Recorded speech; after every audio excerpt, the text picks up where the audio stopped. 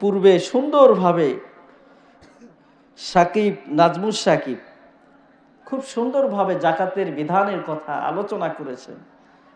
আমি এই ছেলের আলোচনা যখন শুনেছি আমার মনে হয়েছে যে এই ছেলে একদিন গোটা বাংলাদেশ আলোড়ন সৃষ্টি করবে বলি আলহামদুলিল্লাহ।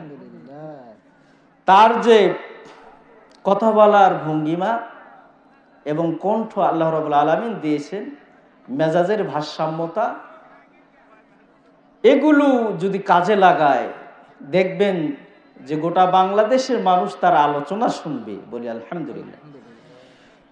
তো আমি আপনাদের সামনে সূরা হাদীদ তেলাওয়াত করেছি, যেহেতু এই যৌবন কাল থাকবে না। আমরা দেখলাম মাত্রায় মানুষ অনেক কিছুই দেখলাম এখানে, যে স্বাধীনতার নামে পূর্বে এক দল ছিল যে সেখানে গান বাজনা অশ্লীল এগুলো নিয়ে ব্যস্ত ছিল।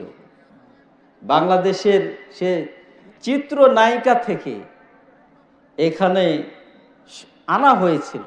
কি দেখলাম, যুবকদেরকে লাফালাফি করে তারা কি করেছে, চরিত্র ধ্বংস করেছে বলে নাউজুবিল্লাহ। আমার মনে পড়ছে